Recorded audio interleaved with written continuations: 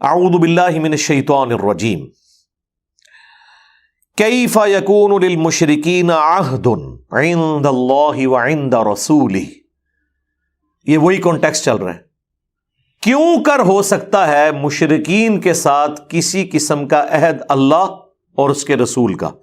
یعنی بیک وقت یہ دونوں اسکول آف تھاٹ ایک جگہ ایگزسٹ کر ہی نہیں سکتے. شیطان کے ماننے والے مشرک اور رحمان کے ماننے والے مسلمز. اللہ اور اس کے رسول کا کیوں کر عہد ہو سکتا ہے؟ یعنی ان پرنسپل اگر اس وقت مجبوری نہ ہوتی تو اسلام نے جو پہلے بھی پیس ٹریٹی کی تھی صلح حدیبیہ والی، وہ کبھی بھی نہ کی جاتی، کیونکہ یہ ٹریٹی تو ان کے ساتھ ہو ہی نہیں سکتی. لیکن حکمت کے تحت ظاہرہ دنیا کو اللہ نے اسباب کے ساتھ جوڑا ہے. یہاں یہ تو نہیں ہوگا کہ نگاہ مارے کوئی وقت کا پیغمبر اور یہ کر دے. دنیا کو اللہ نے ایفرٹس کے ساتھ جوڑا ہے. انہی ایفرٹس کو پٹ کر کے مسلمانوں نے آخرت کی ہمیشہ کی کامیابیاں حاصل کرنی ہے. اس کی وجہ سے گیون سرکمسٹانسز کے اندر انبیاء کرام علیہ السلام اور ان کے ماننے والے اسباب اختیار کرتے ہیں. نظر مسبب الاسباب کے اوپر ہوتی ہے، لیکن ایفرٹ ساری یہیں پٹ کرنی ہے. دیکھیں نبی علیہ السلام غزوہ احد کے موقع پر نکلے ہیں، صحیح بخاری میں آتا ہے، تو آپ نے زرہ پہنی ہوئی تھی. زرہ پہننے کی کیوں ضرورت ہے؟ اس لیے کہ دنیا میں اللہ تعالیٰ نے تیروں سے اور تلواروں سے بچنے کے لیے یہ سارے اسباب رکھے ہیں، تو وہ اڈاپٹ کیے ہیں. تلوار کے بغیر نہیں نکلے کہ نگاہ مار دوں گا، نہیں، نگاہ مارنے سے بھی کچھ نہیں ہونا تھا. ہاں کبھی وقتی طور پہ معجزہ ظاہر ہو جائے، جس طرح کہ بدر میں ہوا یا حنین کے اندر ہوا، نبی علیہ السلام نے وہ ایک کنکریوں کی مٹھی بھر کے ان کی طرف پھینکی، لیکن یہ ہمیشہ تو نہیں ہوا. احد میں تو نبی علیہ السلام کے اپنے دانت بھی شہید ہو گئے، بخاری مسلم میں آیا. احد میں آپ نے وہ مٹھی نہیں پھینکی اس لیے کہ اللہ کا حکم نہیں تھا، ورنہ ادھر بھی مٹھی پھینکی ہوتی تو دانت مبارک شہید نہ ہوتے، 70 اصحاب شہید نہ ہوتے. تو دنیا کو اللہ نے اسباب کے ساتھ جوڑا ہے. ہاں کبھی کبھار اللہ تعالیٰ کی کوئی مرضی ہو، کسی جگہ اللہ تعالیٰ کوئی معجزہ دکھا دے، لہٰذا اس کو سمجھنے کی ضرورت ہے. یہ چیزیں معجزانہ نہیں چل رہی ہوتی، کبھی کبھار اللہ کی طرف سے کوئی ایسا معاملہ ہو جاتا ہے. لہٰذا یہ جو ڈاکٹر اقبال کا شعر ہے نا، آج بھی ہو ابراہیم سا ایماں پیدا تو آگ کر سکتی ہے انداز گلستاں پیدا، یہ جواب شکوہ کا. مسلمان اس کو لے کے بیٹھے ہوئے ہیں کہ شاید آج بھی کوئی ایسا کوئی معجزہ ہو جائے گا. نہ آج ابراہیم جیسا ایمان پیدا ہونا ہے اور نہ معجزہ ہونا ہے. میں تو اس شعر کو اس طرح سمجھتا ہوں کہ نہ ابراہیم والا ایمان ہونا ہے تو نہ آگ گلستان ہوگی. دیکھیں صحابہ کرام تو رومن امپائر کی بیٹل فیلڈز کے اندر تیل کے کڑاؤں میں ان کو جلایا گیا ہے، وہاں تو ان کے لیے آگ ٹھنڈی نہیں ہوئی ہے. ٹھیک ہے، یہ ایک ہی معجزہ تھا، ہو گیا. تو اکثر اوقات اس قسم کے جو شاعرانہ کلام ہے یا معجزات کے اوپر مبنی واقعات ہیں، اس سے بعض لوگ ڈیویٹ ہو جاتے ہیں اور اسے جنرل رول سمجھ لیتے ہیں. جنرل رول اللہ تعالیٰ کا وہی ہے کہ دنیا کو اللہ نے اسباب کے ساتھ جوڑا ہوا ہے.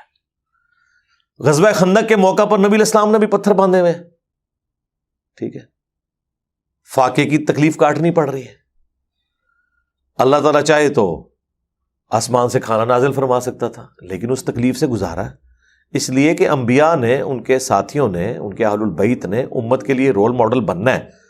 وہ پوری زندگی معجزات میں زندگی گزارتے رہے، بعد والے مشقتیں اٹھاتے رہے، تو بعد والے تو پوچھیں گے نا سرکار کہ بھی آپ ہمارے آئیڈیل کیسے ہیں، ہم تو ان تکلیفوں سے گزر رہے ہیں.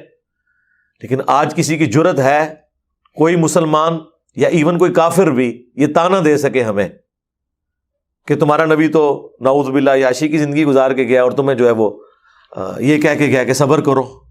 بھائی ہمارے پیغمبر نے ہر موقع پہ صبر دکھایا ہے. 2 بیٹیوں کو ایک دن میں طلاق ہوئی ہے. 3 جوان شادی شدہ بیٹیاں اپنی زندگی میں فوت ہوئیں، ان کو دفنایا. 3 بیٹے بچپن میں فوت ہوئے، ان کو دفنایا. 1 بچی بچی، اس کے بارے میں بھی بتا دیا گیا آپ کی وفات کے بعد سب سے پہلے یہ آپ کو آگے ملے گی، 6 مہینے بعد وہ بھی فوت ہو گئی. اولاد ہی سب سے بڑا غم ہوتا ہے نا انسان کی زندگی کا. تو نبی علیہ السلام نے جتنے بھی غم تھے وہ دنیا میں اٹھائے ہیں. نواسوں کے بارے میں بتا دیا گیا یہ ہوگا ان کے ساتھ. تو رسول اللہ کی زندگی تو غموں سے عبارت ہے. ہاں، لہذا وہ آئیڈیل بن سکتے ہیں، وہ یہ دعویٰ کر سکتے ہیں کہ صبر کرو، کیونکہ ان کی زندگی صبر سے عبارت ہے. جس بندے کی زندگی پوری کی پوری عیاشی میں گزر رہی ہو، وہ کس طریقے سے لوگوں کو مشورہ دے سکتا ہے کہ صبر کرو، اللہ کی مدد تمہارے ساتھ آئے گی. جو اس تکلیف سے گزر رہا ہوگا نا، ہاں وہ کہہ سکتا ہے، کیونکہ وہ پریکٹیکلی رول ماڈل بنا ہوا ہے۔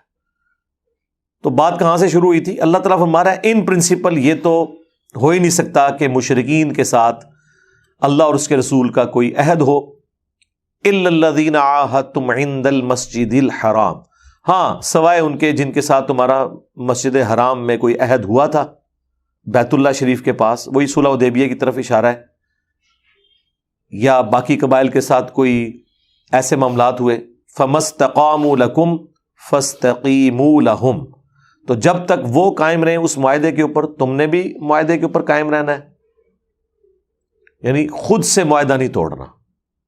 صلح حدیبیہ کا تو معاہدہ ٹوٹ گیا تھا، اس کو رینیو نہیں کیا، اور پہلے ہم سن چکے ہیں کہ اگر کوئی معاہدہ اس کی مدت ختم ہو گیا تو اب نیا معاہدہ نہیں کرنا، کیونکہ اب اسلام کو غلبہ مل گیا۔ پہلے تو مجبوری تھی، اب کوئی مجبوری نہیں ہے کہ موحدین اور مشرکین کو ایگزسٹ کریں ایک جگہ پہ، اب یہ نہیں ہو سکتا۔ ان اللہ یحب المتقین، بے شک اللہ تعالی محبت کرتا ہے متقین سے، جو اللہ سے ڈرنے والے ہیں، گاڈ کانشیسنس جن کے اندر موجود ہے۔ کیف وَإِن یظہروا علیکم، ان کافروں کا، مشرکین کا مسلمان کیوں لحاظ رکھیں کہ اگر وہ مسلمانوں پر غالب آ جائیں، یعنی تم پر اے مسلمانوں غالب آ جائیں، یہ مسلمانوں کو تسلی دی جا رہی ہے کہ تم ان کے ساتھ اگر کہیں دل میں کوئی دوستی کی پینگیں رکھی ہوئی ہیں تو یہ ذہن میں رکھو، ان کو کبھی موقع ملا یہ تمہیں نہیں چھوڑیں گے۔ اگر یہ تم پر غلبہ پا لیں، لا یرقبوا فیکم الا ولا ذمہ، تو تمہارے بارے میں نہ کسی رشتہ داری کا خیال رکھیں گے نہ کسی عہد کا، یعنی اگر ذرے سے تم ڈھیلے پڑے، انہوں نے معاہدہ اپنا پورا نہیں کرنا، اور نہ انہوں نے دیکھنا ہے کہ چلو یہ دین بدل لیا اس نے لیکن ہے تو میرا رشتہ دار ہے، نہیں، یہ چڑھ دوڑیں گے تمہارے اوپر۔ یرضونکم بافواہہم وتأبی قلوبہم، یہ اپنے منہ کی باتوں سے، چکنی چپڑی باتوں سے تمہیں راضی کرنا چاہتے ہیں، لیکن ان کے دل انکاری ہیں اس بات سے، اندر انہوں نے تمہاری دشمنی چھپائی ہوئی ہے، اور اوپر سے تمہارے ساتھ دوستی کی پینگیں بڑھا رہی ہیں کہ چلو دین الگ ہے لیکن ہم ہے تو قریش ہیں، ایک جان ہے، ہمارا جینا مرنا اکٹھا ہے، یہ تسلیاں دیں گے، لیکن اندر انہوں نے دشمنیاں پالی ہوئی ہیں۔ وَأَكْثَرُهُمْ فَاسِقُونَ، اور اکثر ان میں سے فاسق ہیں۔